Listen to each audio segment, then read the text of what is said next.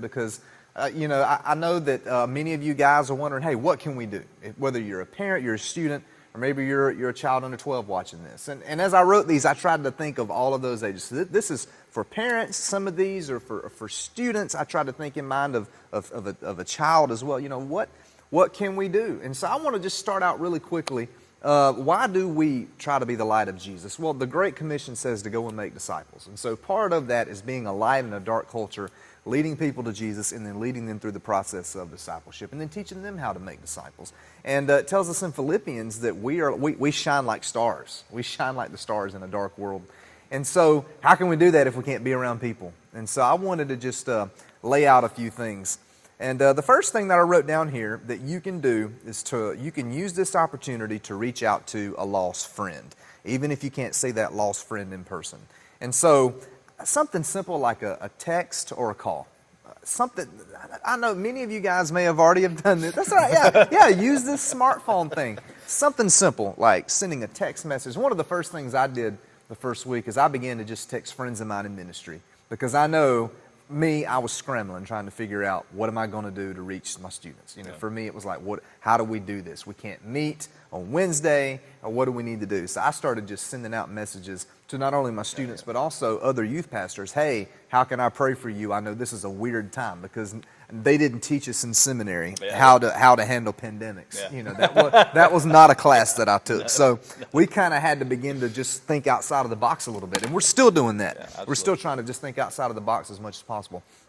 So if you have a friend who's lost, text them or give them a phone call and say, hey, just thinking about you. How can I pray for you? Or just the phone call will mean so much. Because I've reached out to many people and they're like, dang, you're the first person to actually call me. Yeah, we've called quite a few of our church members, and just the appreciation they have over the phone has been just phenomenal to hear. And it takes 5 minutes. Exactly. It's really simple but powerful and very effective. So if you have a lost friend, now's a good time to just give them a call or text. Also, once again, you're going to say, well, duh, Trey, but why don't we do it? And that's pray. Prayer. Use this opportunity now to pray for your lost friends. Maybe through this time of prayer, God's going to do something in your heart that when this is over, He'll use you in a way that He didn't before because now you have a closer relationship with Him. And there's no better way to do that than to pray and actually spend time with Him. And so use this opportunity. I think Pastor Ronnie said that this time is a gift. Yeah. It really is. This time is a gift in a lot of ways because we have time now that we didn't have before, or at least many of us do. And number 3, I wrote down, reach out to your neighbors. And when I say neighbors, obviously, I'm talking about literally neighbors on your street. If you have someone on your street and parents, students, just begin to think, who on your street may be a widow? Maybe an older person who has to stay at home all the time because they're more vulnerable to this. Maybe a neighbor who they're by themselves, they're isolated, they feel alone. Think of that person and just reach out to them and say, hey, is there anything we can do for you? Can we get you groceries? Can we get you medicine? Can we do anything like that? And that means a lot. And some of them, it may be a real need. And I think you'll be surprised that, for us, it was like, wow, we've lived here as long as we have, and I don't think we've ever done anything like this. And I was actually quite convicted over it, that we'd never done this. And one of the things we did, our children lately have really been into drawing chalk on concrete because our children have been like trying to find things to do. And so they found out, hey, we love to draw chalk on concrete. So our children came to us and they were like, hey, can we just go draw pictures for people on our street that live by themselves to cheer them up because maybe they're lonely.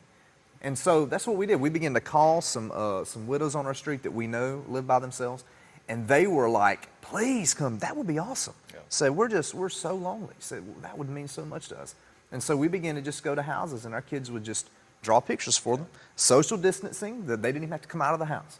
But something that simple meant so much. So parents, students, it's a simple thing that you can do with your kids. Take advantage of technology. I already mentioned using your phone. Zoom is a big thing now. We've been doing it with our students here. Jonathan, I know, has been doing it with the children. And so Zoom is a great way. And hey, students, hang your students if you're watching them. Invite your lost friends to our Zoom calls. We'd love to have them. Anybody watching this, Zoom is an opportunity to invite someone. People are bored. Say, hey, Hey, come join. I've been surprised at how many are just, like, hey, I've got nothing else to do. Now is a great time to invite people to be a part of these discussions, a Bible study, or just get a few guys together and say, hey, we're just going to get together and just hang out and chat for a little bit. I mean, I would even say challenge each other instead of saying, hey, have you watched this show? Maybe, hey, have you read the book of James this week? Maybe we can do this together, just something simple like that. So. Yeah, exactly. And it's a great opportunity. More people now are downloading the Zoom app than ever before. So it's a great way to get some guys together. And Jonathan, I think you'll probably want to elaborate on this here in a little bit, but family time. Yeah. Parents, now is a great time to really connect with your kids. You were too busy before. Now we have time. Yeah. I know for us, we love games like Uno, Skip-Bo, Phase 10. We've been doing a lot of that lately. Apples to Apples. And it's cool. I saw an article recently where this lady took a picture in Walmart, and the area where the games are, the shelves were completely empty. Oh, wow. And she was like, I love seeing this, because now people are bored, people are looking for things to do. Parents and the kids are connected now more than ever. Yeah, and I would say parents, your kids, your living room has turned into your mission field. Well, I mean, it's always been your mission field, but you have a captive audience right now. And so there's some great things that you can do just at the house, reading the Bible to your kids, having those conversations with your kids, asking the questions, similar questions that we've been asking here on this video. And I mean, it's just a gift that God has given you right now. And so use this time wisely, to invest, to disciple your kids. I mean, it really is a gift right now in that way. Absolutely. And here are just some other simple things. Right now, people are turning more and more to online church than ever before. We have a lot of people that are watching online. And so we stream our services every Sunday. So if you're on Facebook, share that. I mean, that is an easy way. If you have friends on Facebook that don't know Jesus, an easy way to share the gospel with them is just to hit the share button. Yeah. Or you could host an online watch party. Yeah. You could do that. But those are just simple things that you could do online. Just click the share button. Yeah. I mean, what's encouraging to see is that the numbers, just with our Sunday service, I think we've had more views with our Sunday service than we actually have church members. And I mean, that has a lot to do with you guys actually sharing that video, and by sharing that video, the people on your friends list are watching. I mean, I know my mom. She's always commenting about how great the service has been, and what she's learned and things like that. And I mean, she's not a church member. I mean, so that's great. That's something very easy for us to do. Yeah, absolutely. And so it's a simple way. And here's another one. And for some of you, you're going to say, nope, can't do this. But hey, consider it. Maybe record your testimony and share it on your social media, on Facebook. Maybe record and, I always encourage people to share their story, tell their story. And you're like, oh, I'm nervous, it's in person. Well, you would be more comfortable doing it on your phone and uploading it and just say, hey, I just want to tell you guys who are friends with me on social media or follow me on social media, I love Jesus and here's my story. Yeah. And it's a great way to do that. And like I said, people are looking for answers right now. Yeah. People are searching for hope. There's just a lot of uncertainty. There's a lot of fear out there. And just to give you some encouragement, your story and you sharing your story is going to be no worse than the dances that you share on TikTok. So exactly. There we go. Yeah. And here's another one you can do. Maybe volunteer to help out in any way. Maybe to do follow-up calls. Maybe you could reach out and say, hey, what are some things I could for anyone? I know for our services, we've been putting a number up to say, hey, if you're searching for answers, if you have questions about Jesus, about the gospel, call this number. We have people there who you can talk with. And we've had some response to that. And so maybe you could say, hey, I'd love to do a follow-up call to anybody who called in that may be in need there. And so there's so many ways that we can still be the light of Christ. And here's the thing, pandemic will never squash out the gospel. The gospel continues to move forward. And there's so many ways that we continue to be a voice for who Jesus is, even in a world that's been quarantined.